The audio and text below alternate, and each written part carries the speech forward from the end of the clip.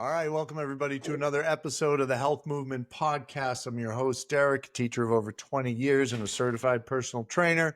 I have an awesome guest with us today that I'm excited to introduce. But before I do, just want to reiterate, we are not doctors. So before you go changing programming or nutrition or anything like that, please check with your physician. And if you're on YouTube, please like, subscribe, follow, comment, all that stuff. Jump over, check out our guest over on Instagram, and I'm sure he's on different platforms as well, which we'll get into. But without any further ado, I have with me Griffin Dorsey of the Houston Dynamo, listed as a defender, but I've seen some sweet goals from you as well. So it seems like you're one of those well-rounded individuals. Thank you very much for coming, Griffin. Of course, Derek. Thank you for having me. Yeah. So I wanted to start off just to get a little background in how, when you got into soccer. I know for me, it was like age 3 and they throw you on the soccer field. Was that your upbringing or how did you get started? Yeah, for me, it was all sports. I mean, in America, that tends to be the case. I mean, I was playing basketball, baseball, lacrosse, soccer. I was all of it. And from as early as I can really remember, I was always playing team sports. My dad, just like you, is an elementary school teacher as well. He was always the coach. He was always working with us, playing with us, doing all those types of things. And yeah, from as early as I can remember, it was part of my life. That's awesome. I still coach my son. He's in high school now, and they always need someone for the spring rec season. And I played football growing up. I had a couple of years of soccer when I was really young, but I'll keep doing it as long as he'll let me. And it's a fun game. Not one I could use my left foot on, but it was, it's definitely entertaining. So you started off young playing a ton of sports. Did you find that beneficial having that wide range of athletic ability before focusing on just one thing? Yeah, I mean, I don't have much context otherwise, but I would say that just for me, I'm grateful for my parents because I always grew up with it being fun. It was That's never good. about something you're doing for college. You're never doing this for professional. You're doing this because you want to do it. And so for me, that was really the fun part, was playing basketball, playing soccer, and pushing myself as hard as I could. And I think from an early age, I always knew I wanted to be a professional athlete. I just didn't know necessarily what that sport was until it presented itself. But I was always very driven.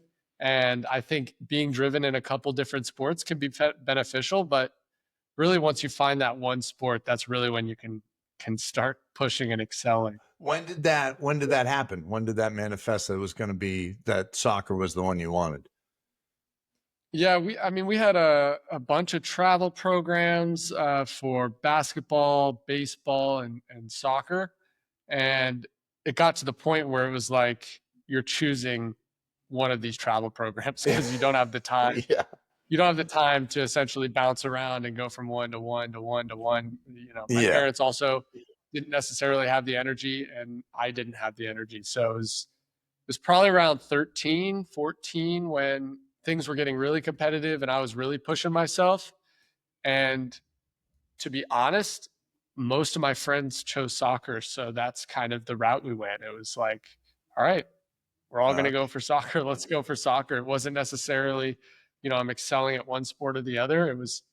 I think soccer was always truly my passion, but my friends helped push that decision a little bit as well. That's good. There's a famous quote, "Show me your friends and I'll show you your future." And that seems fitting here, those are your friends and here, look where you ended up. That's pretty awesome. 100%. What do you do in terms of preparation in that sort of aspect? Recovery. I mean, I imagine a grueling profession. Yeah. That's a loaded question. There's a lot in there. Okay. I mean, I would say that for me, one of the major things that shifted in my life was, I spent my entire, young life dreaming of becoming a professional athlete. And, I was fortunate enough to have a support system around me, to have the talent, to have the work rate, to have all these things kind of fold my way.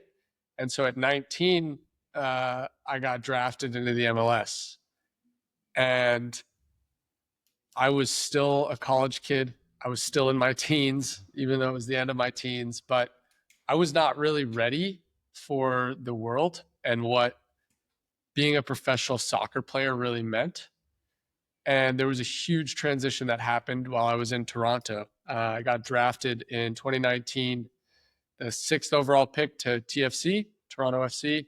And I was there for 2.5 years, just going through it, figuring out what it's like to actually be a professional soccer player. And it really got to the point where, I had set this dream for myself of becoming a professional athlete, and I didn't have anything to push for anymore. And so I see. I kind of felt lost, and I felt maybe a little bit unhappy. And I found it fascinating in my own head that, you know, I was I had achieved everything that I wanted to achieve. I was a young American kid living in one of the top cities in North America, making good money, Yep. doing exactly what I love to do, and I was not happy doing it. And so for me, it was about, how do I become happy? And that really was when I had a turning point into health and wellness, and some of the preparation things that I do to this day that really kind of spiraled into what I find it takes to become a professional soccer player and maintain professional, athletics over the grueling season. Can I ask you a kind of a follow up there? And I think a lot of people in their mind, like I ask my students, hey, what do you guys want to be? And we'll go around the room and I'll say 90% of the boys and 30 to 50% of the girls say some form of professional athletics. And you got where you wanted, and it sounds like you were more unhappy after you achieved it. Was there like a turning point, or what caused that realization to get that shift to where you are now?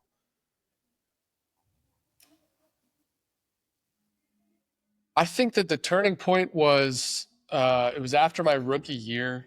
I needed a knee surgery, and I remember returning home and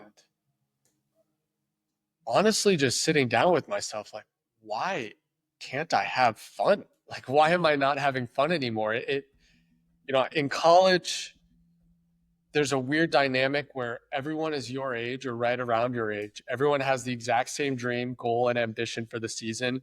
And everyone is pretty selfless. Like, you're in this profession, or you're in this college environment, you know, fighting for one goal. And everyone parties together, lives together, hangs out together, Yeah. does everything together. And you get to the professional environment, it's just not necessarily the case. I mean, things move, performance, it becomes a job, it becomes something that is completely different than what it used to be.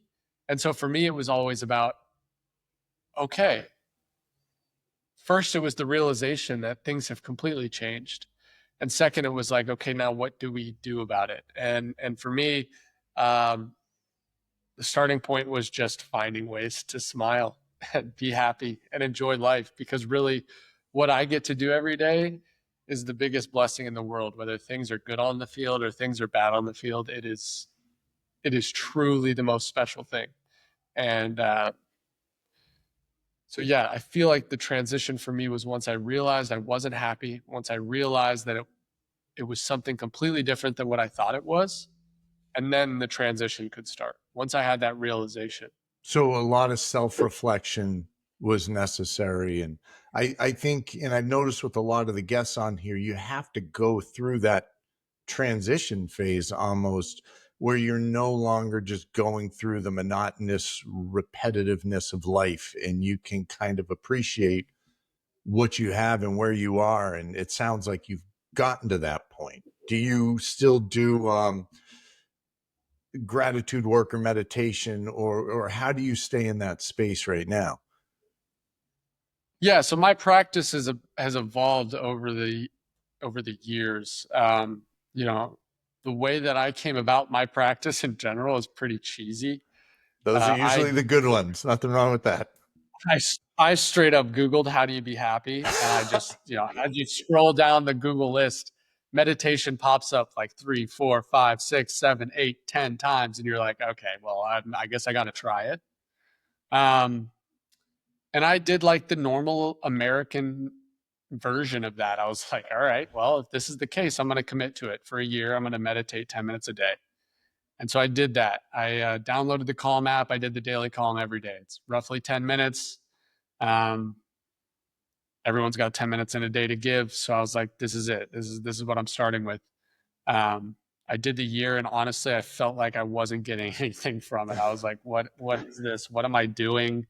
After the year stopped, I stopped meditating because I was like, I don't necessarily think this is something that, maybe it's going to be my thing. Maybe it's not my cup of tea. Maybe it's for somebody else. And when I stopped, I noticed a difference. I noticed that I felt myself getting more anxious. I noticed that I felt myself getting more unhappy.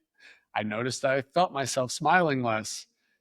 And that's when I kind of had that eye-opening experience, like, oh, that's because of this. And so then I really dove into meditating. From there, I got a life coach that I've worked with for 5, 6 years. He's been through basically everything, named Seth Taylor. And it's continued to evolve since. I have a journal. I've been keeping a journal for the last like 6 years. I'll probably write a page a day. I'm pretty close to that. I think that writing things out on a page is one of my number one ways of getting things out of the mind and out of the egoic structures and onto paper so that you can ultimately let them go. And I think those are the important things to do in order to connect with who you are. And when you connect with who you are, that's when the smiles come. That's when everything is bliss, because the reality is there's always going to be ups and downs. Yep. But if you can continue to sift through, the stories your egoic mind likes to make up and connect to who you are, there's always something to smile about. That's an incredible outlook to have on life, because it does, like, there are definitely going to be lows and there are definitely going to be highs, and it doesn't matter what you do. You can't control what happens to you, but I guess you can control the way you react to it and the way you let it affect you. So I imagine that's tough at age 19 to be thrown in with adults and expected to live in this profession in a spotlight, and in being a high draft pick also comes with certain pressures, I would imagine, as well. And being in a new city, a new country, like you got it all thrown at you at once. Like, that's not an easy transition. Did you know, or did you have anybody up there with you, or was it just rolling solo and here we go? Yeah, no. And I think before I answer that question, just to go back to the fact that, I think you said before that there's always going to be highs and lows. And the only way that I've been able to continue to find that outlook is by going through those highs and lows. And there have been a lot of low times and a lot of high times where you almost get lost in the low or the high, that you can't even find yourself. And I think early on in my career, it was a lot of that, like getting lost in the lows or getting lost in the highs and getting lost. Like, you're like disoriented. Where am I going? And I think that's a good testament and runway into the answer to that question, which is, yeah, it was incredibly challenging. I grew up in Evergreen, Colorado, a tiny mountain town just west of Denver. Never, not a big city whatsoever. I grew up next to a llama farm. So I grew up in the middle of, like, alpacas were my friends. I'd feed alpacas carrots. It was, I was out there kid, I grew up playing outside on rocks and stuff. And then, I went to school in Indiana University, which is a college town, Bloomington, Indiana. But, other than the college town itself, nothing compares to a big city. And then to get drafted to Toronto, where it's, top 5 biggest cities in North America, the cement, the noise, yeah, it was incredibly overwhelming. And I was completely by myself. And there were also no rookies on that team that year that wanted roommates. So I roomed by myself. I literally had my own room, went from a house of 5 of my best college buddies to, uh, what felt like a 4x4 white walled prison cell almost in the downtown Toronto area, even though it was a beautiful apartment to anybody who would walk in there. Oh yeah. Um, I imagine, and not to get like too sappy or anything, but that's got to be lonely. I mean, you're in the glitz and glamour of professional athletics, but you're kind of alone like that. That's got to be rough. Yeah, alone and a lot of quiet time with your thoughts. And the reality is, my first 2.5 years, my entire stint in Toronto was on the field, not very good. Most of it, I think, was not necessarily what was happening on the field. I think most of it was actually because of what was happening off the field. I had a lot of time to myself. I didn't know how to handle time to myself because I had never experienced that. I grew up in a family of 5. I always had a brother or a sister around, or I always had friends around. I always had my college buddies around. It was never me. And so I'd go home after practice and it would be me for 6 hours. And I didn't know how to, at that point, I didn't have journaling. I didn't have meditation. I didn't have even the simplicity of going out to watch a movie just to distract the mind for a little while. Or, I've gotten into drawing or painting or, finding new ways. I went back to school, finding new ways to engage my mind so that I'm not just stuck in what's happening on the field. So when I get home, there's other things happening. And obviously now I've gotten older. I have a wife, a dog, a house, some other things that, take a lot of my time and attention in the best way. But yeah, especially at the beginning, it's a lot of quiet time, and those down times is what I'm more so what the whole point of it is. Those times where you're really in the thick of it, where it feels really low, are when you can really sit down and realize, okay, how do I figure out how to get out of this? Yeah, and I think a lot of times when you're surrounded by people and places and comforts, you can avoid facing yourself in the stuff you're actually dealing with. And not saying you were dealing with depression. Well, it sounds like maybe a little slight touch of depression was setting in, but you can Yeah. avoid actually having to face anything because you have all those comforts around. And when you're stuck with your own thoughts for 6 hours at a time, like I don't know, that can be tough. That can be tough, but you made it through. You're down in Houston. Are you enjoying that area more than Toronto? That's very different climate wise, especially I would imagine. Yeah. No, I think, the funny part is we're talking about all these, turmoils of living in Toronto, and how, I can look back now and say there were periods of time where I was depressed. I really loved the city. Like I grew to really love living there. I met my wife out there. Oh, nice. We have a real tie to Toronto. So it's a beautiful place. And it was one that actually, over the 2 years, I got to the point where I'm like, this feels like home. And it feels like I'd gotten to a point where I felt like I could integrate into the city. Um, and so just to turn the page, then when I got to Houston, yeah, at that point it was another transition for me just to figure it out. But I had so much more in my back pocket. I work with a performance coach who talks about toolbox. Like I had a lot more tools in my toolbox that I could bring out whenever I needed them. And so finding home in Houston happened a lot sooner. And I've really enjoyed my time here. It's been super special. It's been, they welcomed me with open arms in a time when I really didn't have anything. Um, They gave me opportunity. They gave me a lot of experience and a lot of love from the start. And I felt that all the way through till now, over the 4.5 I years. love that phrase, finding home. That's a cool way to put it, because everybody can buy a house. It doesn't matter, you move in, but until it starts to feel like a home, you're almost like a stranger in a new land. Um, so I'm glad that that transition was a lot faster for you. Um, do you have any advice? And I'm just thinking back to my students and even my son. And I don't know if he has professional aspirations in soccer, but if somebody who wants to reach that level, do you have maybe a couple quick pieces of advice on things they can do? Yeah, you know, I'm always a firm proponent of hard work. I have that kind of Western mindset. Hard work pays off. It's paid off for me countless times, in countless situations. Things are good, things are bad. You're always working hard. You're always trying to push yourself.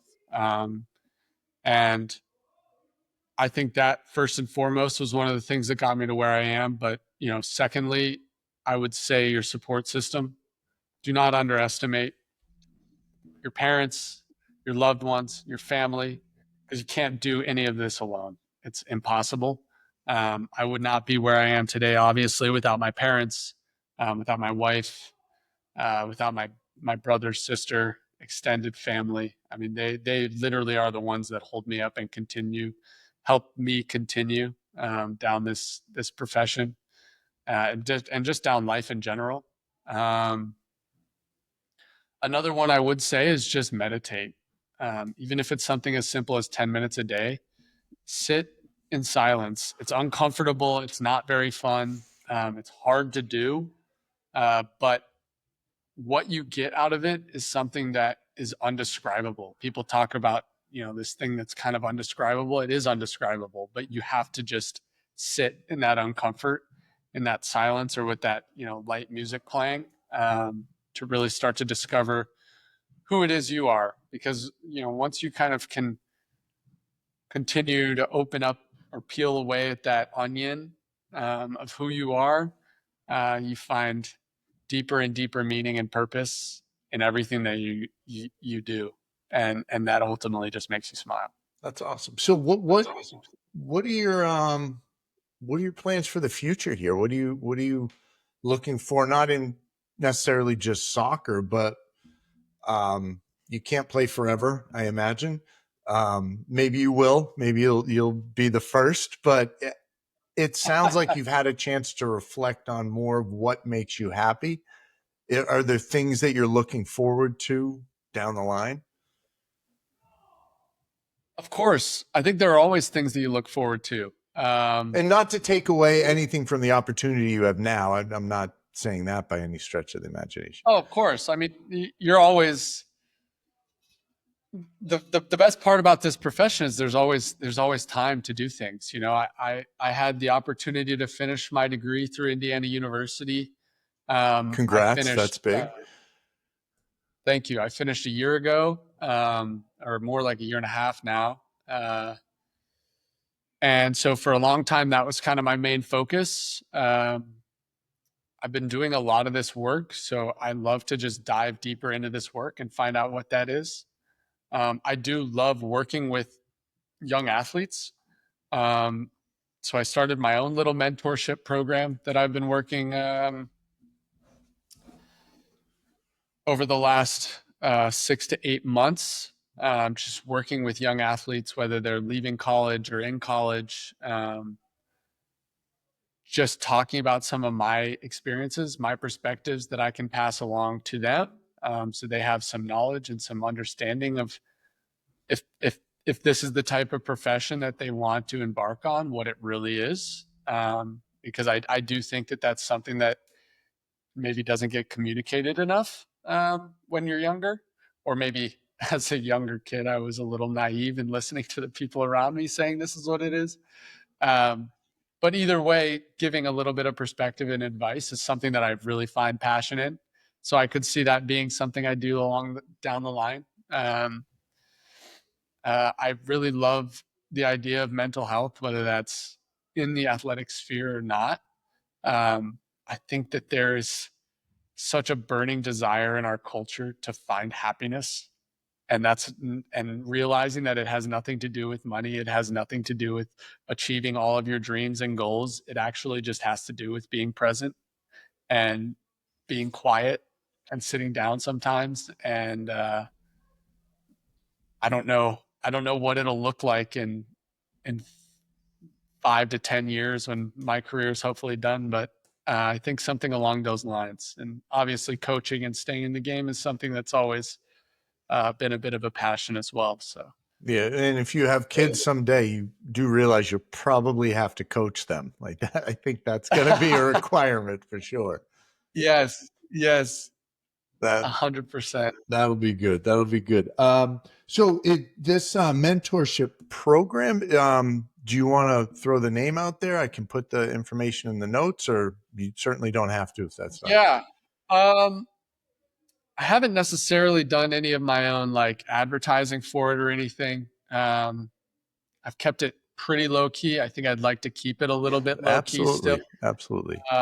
Just because I don't have a lot of time, and if I have a lot of people asking for times and sessions and stuff, that would be great, but not necessarily what I'm looking for in the present. Okay, I'll cut that question. Don't worry. Yeah, no, you're all good.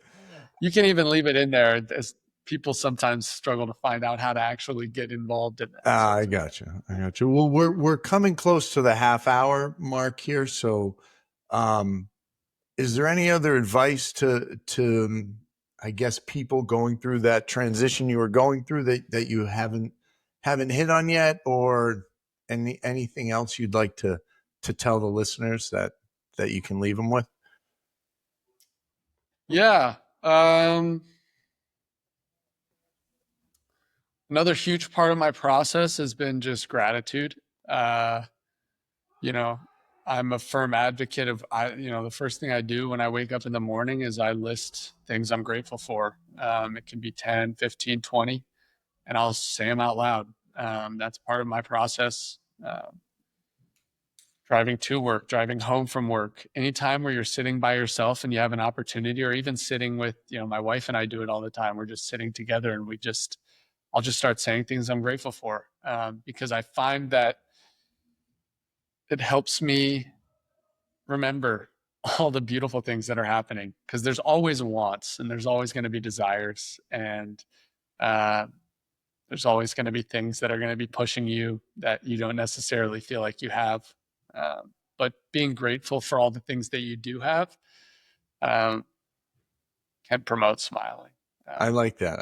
I pulled into the gym this morning and I got out of the car and I stopped for a second. I looked and the sun was rising. I'm like, damn, that looks nice. I'm like, all right, take a deep breath and then go on in, and puts a smile on your face. So you're 100% right. A little bit of gratitude never hurt anybody. 100%. Griffin, I really appreciate you taking the time. I know you're a busy man, especially during the season. So I appreciate you hopping on with us. So thank you very much. Yeah, no problem, Derek. Thank you so much for having me.